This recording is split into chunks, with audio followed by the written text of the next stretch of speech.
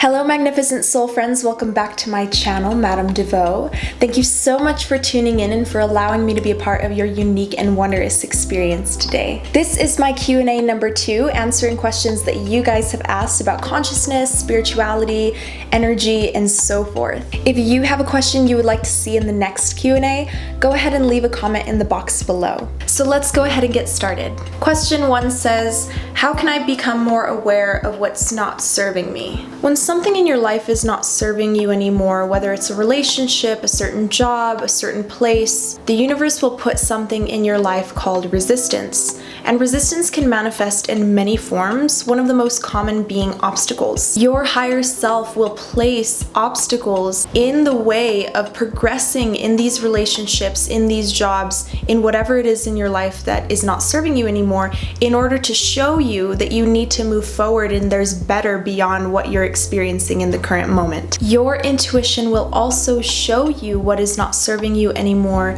in the form of gut feelings. So you may have a particular feeling about a relationship that you're in and you just feel like you're hitting a brick wall with this relationship and you've tried everything and it just keeps going in a circle, nothing is changing. That's often your gut telling you that there is better out there for you and that you should go seek it rather than staying trapped in a cyclical cycle of the same events over and over and over again. Which takes me into my next point. Repetition is another way for you to notice if something is not serving you or your life anymore, especially when it comes to your thoughts and your emotions about yourself. For example, if you continue to attract people in your life who lie to you, who don't respect you, who don't honor you, it's usually the universe trying to show you through a reflection that you are lying to yourself, that you are not honoring yourself, that you are not respecting yourself. Everything is a reflection, and like attracts like.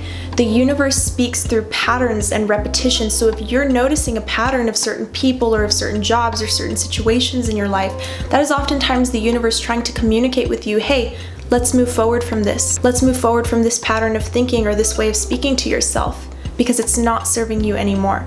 If you want to change the external, you must first go within and change the internal. So my next question is, what are good ways to attract new energies? So this is a little bit of a follow-up to the last question.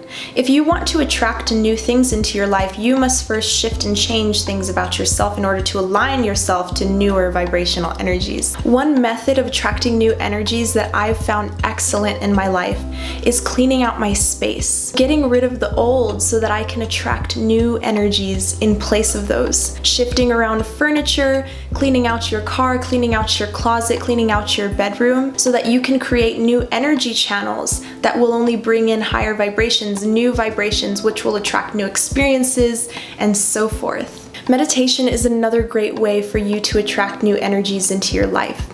It takes the cleansing from a physical level to a mental and emotional and spiritual level.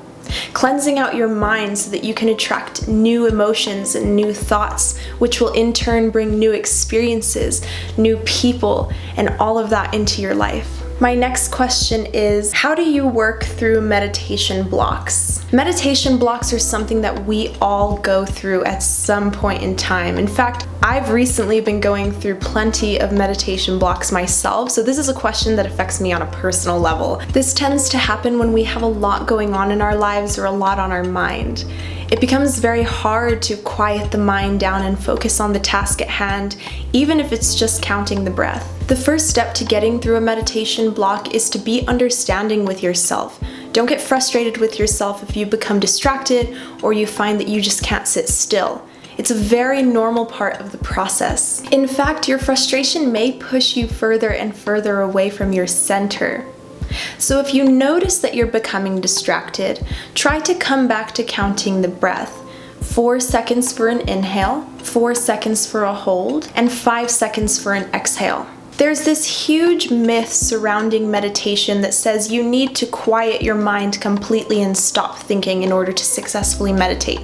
But this is completely untrue. Meditation is simply bringing yourself into the moment and holding yourself there. And if you find that you just can't find your center, don't worry, there's always next time. One main key for an efficient meditation practice is consistency. So the best way to work through meditation blocks is to keep trying and not give up. My next question is, how can I make my relationships healthy? The first step to having a healthy relationship with anyone, be it a family member, a friend, a partner, a coworker, is honoring the holy trinity of relationships: respect, communication, and balance. There are plenty of other great components that make up a healthy relationship.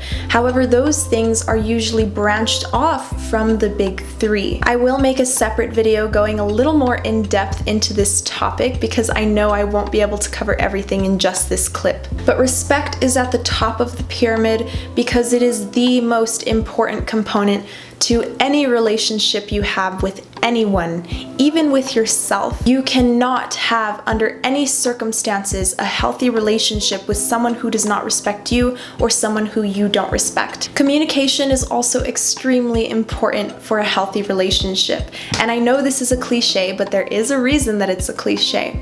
You must be able to communicate with your partner, with your family member, with your friend, in order to maintain that mutual energy of understanding. Which takes me into my next point. You must also have balance in a connection in order for it to stay healthy.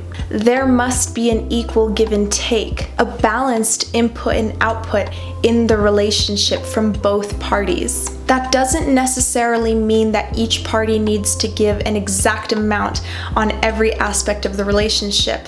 Everyone has a different love language, meaning that everyone expresses themselves differently when they're in love or when they're experiencing love for anyone in their life. So as long as each party is putting in effort through their individual love language to match the other person's effort, that is what's going to create balance. Now, with respect and communication, there's honesty.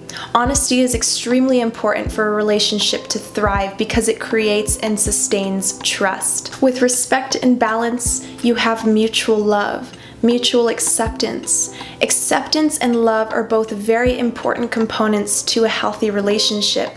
You must be able to accept and unconditionally love not just yourself, but the flaws that your partner, your friend, your family member is also bringing to the table. With communication and balance, you have openness, the ability to be transparent and to be unapologetically you while allowing somebody else to be unapologetically them. Honoring this holy trinity of relationships, especially in the connection that you have with yourself, will create an abundance of positivity, health, and happiness in the relationships around you. My next question is, what is one wish I want to see for the world? My biggest wish for the world is for everyone to live in alignment with their highest self and be more authentic to who they truly are. I think a good chunk of the bitterness, anger, resentment, and jealousy in the world comes from people who are not aligned with who they truly are and have a deep desire to be aligned with their true self and live to their best potential. I think if the majority of the population just stopped giving a damn about what everybody thinks and what this person says they should be doing or what that person says they should be doing, and just started living authentically to who they want to be, the world would be a much happier place. It really does bring me so much satisfaction to see others who are following their passions and fulfilling their dreams. Maybe because I'm in a place where I can understand, and it's really a beautiful thing to be able to say, screw everyone, I'm gonna do what I want. And I really do want that for the rest of the world. I wish everybody could see it that way, but unfortunately we are not at a place as a collective where we can all do that. But I hope that one day things will change, and I think we're on a path to progressive change to getting to that point. And that's a start, so I should just at least be grateful for that. My last question is, how can one find their path? The best way to find your own personal path is to pursue interests and hobbies that you like. I don't think your path is necessarily something you have to find. I think it's something that you're always on. But the amazing thing about life and free will is that you get to choose what that path is in your life based on your own decisions and your own callings. In simplest terms, the best way to find your path is to follow your happiness. But on that note, I will go ahead and conclude this Q&A vlog. Go ahead and hit that subscribe button and give this video a thumbs up if this is something that resonated with you. And check out my Q&A number 1 if you haven't already. Check out my other vlogs and my tarot readings, guys. They're all on my channel, and I will see you later. Take care and have a beautiful rest of your day. Bye-bye.